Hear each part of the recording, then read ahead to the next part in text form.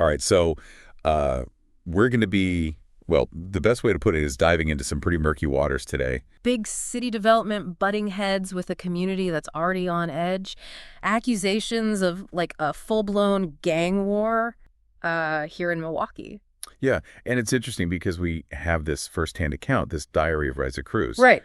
And she's not just any bystander. Right. She's the fiance of this hotshot developer, Charlie. Okay, yeah. So she's right in the thick of it, benefiting from his success, Yeah. but also, dealing with the fallout of his actions, right? Yeah. So it's almost like watching someone wrestle with their own complicity, right? Yeah, and that's what makes it so fascinating, because she tries so hard to paint this picture of Charlie as, the hero, Right. saving Milwaukee, bringing it back to life.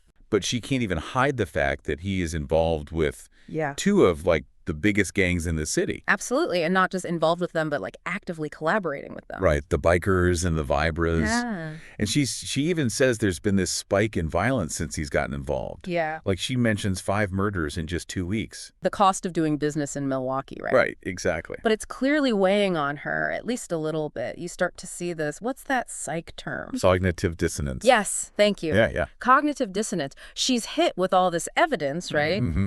The violence, the threats. Right. But instead of, facing it head on, Mm-hmm. she just digs in deeper. Makes you wonder how often we all do that. Oh, absolutely. Just to avoid facing uncomfortable truths. All the time, right.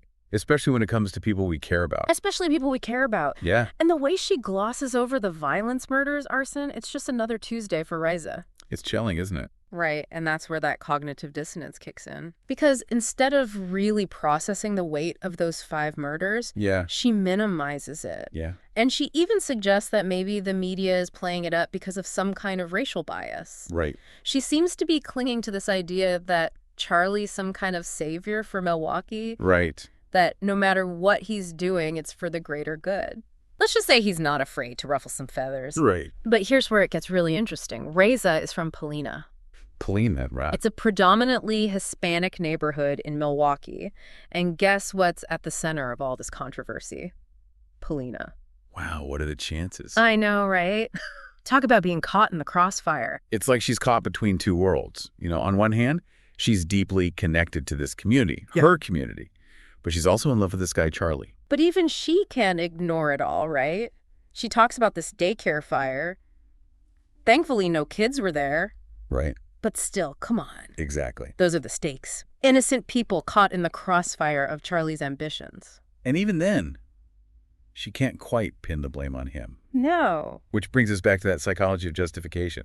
Yeah. She's in denial, Total denial. minimizing Charlie's role in all of this. Well, she even admits there's racism, right? She acknowledges it, but Yeah. can't seem to connect it to Charlie. It's like she sees it everywhere, but in her own backyard. Yeah. She mentions the police presence in Polina, the deportations, how they treat the bikers compared to the Vibras. Right. But it's like she's drawing this false equivalence, right? Right. Like a broken window in a white neighborhood is the same as the terrorizing Right. the Latino community is going through. And she's a part of that community. That's what makes it so jarring. Exactly, which is probably why people are calling her a traidora. Traitor. That's intense. Yeah, you can hear the pain in her words when she writes about it. Absolutely. And, this isn't just a personal drama either. This is something that's happening in cities all over the country. This clash between development gentrification, this desire for progress, but at what cost to the people who already live there? Right, and Raiza's diary gives us this incredibly personal look at the human cost of those changes. What about that comparison to the Osage Reign of Terror? Right. That's a chilling parallel, and it's mentioned in the source material. And it shouldn't be taken lightly at all. Yeah, I mean, that was a horrific period in American history where the Osage Nation was systematically exploited, terrorized, all because of the oil-rich land they possessed. Right.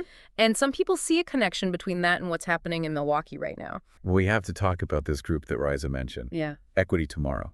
Oh, right. Yeah. They're not holding back. They're calling Charlie out, saying he's more than just a bystander in all of this. And they've got more to back up their claim, too. Remember how Raiza mentioned that the police seem to be tougher on the Vibras than the bikers? Yeah, they're getting away with more stuff. Equity Tomorrow says that's not a coincidence. They say it's evidence that the system is rigged in Charlie's favor. They're suggesting that Charlie might be intentionally stirring up this gang war.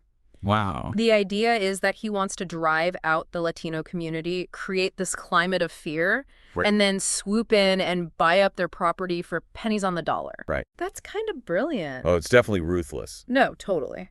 And it's not a good look that Raiza mentions that Charlie's been supplying the bikers with all kinds of weapons. Yeah, that's a big one. RPGs, rocket launchers. It goes way beyond just arming them for self-defense. Right. It's like she's looking at this incredibly intense and dangerous situation through this distorted lens. A lens that's being influenced by her feelings for this Charlie guy. Exactly. Which makes you wonder how much of what she's describing is objective truth and how much of it is colored by her own biases and, her desire to protect the man she loves. Right, yeah.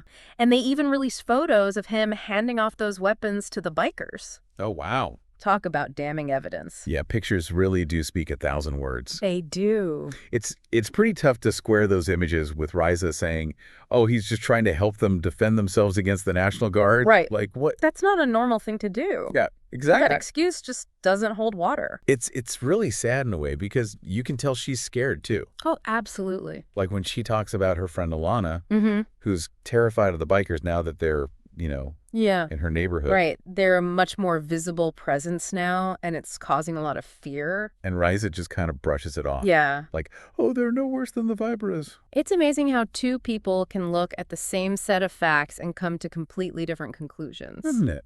I mean, even Raiza acknowledges that the bikers are getting away with more, but she chalks it up to the police being overwhelmed.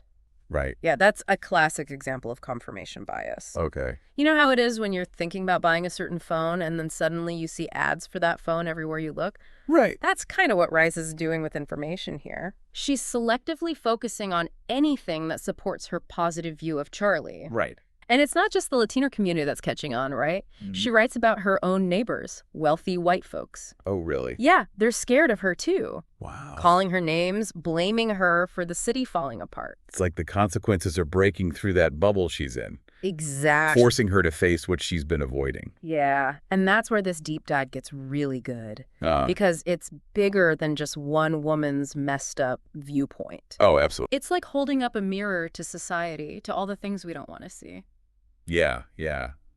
It's like she's looking for validation, Totally. surrounding herself with people who'll tell her she's right. Like, hello, Dolores. Right. That's what- Charlie's biggest fan. And it's almost as if Raiza's using Dolores's bisexuality as like a shield or something.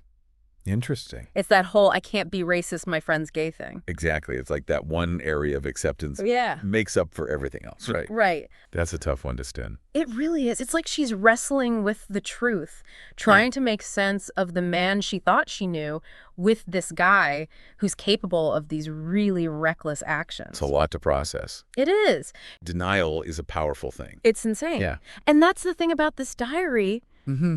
We're getting Raiza's version, right, her truth, Right. which is very curated. Right. Heavily filtered. So you start to question everything. Like there's this line about Charlie buying that bar Oh, yeah. from Mrs. Willowbrook's estate, and she just casually mentions she, quote, mysteriously died coming back from Chicago. Oh, come on. Right. There's more to that story. You think, but that's what makes this so fascinating, Right. especially with everything else that we're seeing here. Right. It makes you wonder if even Raiza is starting to have some doubts about her own narrative. Right. So in the middle of all of this, all this talk of development and gang wars and everything, what about the community? What about the people who actually live in Polina? That's the most important question, right? Totally. What's the impact of all of this on them? Well, the most immediate impact is the violence, the fear. People are afraid to leave their homes. Businesses are shutting down. There's this overwhelming sense of uneased distrust. It's like Right. the whole community is being torn apart at the seams. Right. To understand this whole thing, we have to break down that wall We do. and look at the bigger problems that are going on here. Absolutely. We need to zoom out and understand the historical, social, and economic factors at play here. Right, because this isn't happening in a vacuum. Exactly. There's a reason this is all happening in Milwaukee. Exactly. And Milwaukee has a long and complex history. Right. And to truly grasp what's going on in the present, we need to delve into Milwaukee's past. Okay. Things like segregation, the decline of industry, and the ongoing challenges of gentrification. Okay. These things are all interconnected. Yeah. sometimes the personal and the political are impossible to separate. Absolutely. And it highlights how important it is to seek out different perspectives, to challenge our own biases, to remember that even in the most personal stories, there's always more than meets the eye. It's like we've fallen into one of those true crime documentaries where everyone's got a secret and the line between good and bad gets blurrier by the minute. It's that mystery that keeps you hooked, right? All these unanswered questions you're left with makes you really think about how easy it is to get caught up in someone else's version of events. Right. And you know what I keep thinking about? What's that? What if we could hear from the other people involved in this whole thing? Like, imagine if we had diaries from the Viboras or the police, or even Equity tomorrow. Oh, man. Talk about a different perspective. Right. The same events, but seen through completely different eyes. It would totally change how we see everything. It would give us a much more complete picture, for sure. This whole thing could go from a story about love and loyalty to, like, a full-blown conspiracy thriller. That's the thing about truth. There are always multiple sides to every story. Totally. And it makes you think about the choices people make when they're faced with something they don't want to see. Yeah. And it's tempting to look for a simple solution. Right. Who's the bad guy? Who do we blame? Exactly. But the reality is it's just way more nuanced than that. Okay. And there's responsibility at every level. So what can we even do? It starts with awareness. Huh? Recognizing that we all have our own limited perspectives and being open to hearing from those who are directly impacted by these issues. Okay, so like listen to other people. Exactly. Engage with your community, support organizations fighting for change, and use your own voice to advocate for solutions that are just and equitable. So we all have to be a part of this? We can't just sit on the sidelines. We have to be informed and engaged and committed to creating a future that's fair for everyone. Wow. We started with this one diary entry. I did. And it's opened up this whole, discussion. It certainly has. And you know what? Maybe that's the most important thing here. Okay. Because by asking these tough questions, confronting these uncomfortable truths, that's how we create the space for real dialogue and hopefully real change. I like that. Yeah. Well, this has been a fascinating deep dive. It has. Thank you for bringing this to us. My pleasure. Always happy to dig into these things with you.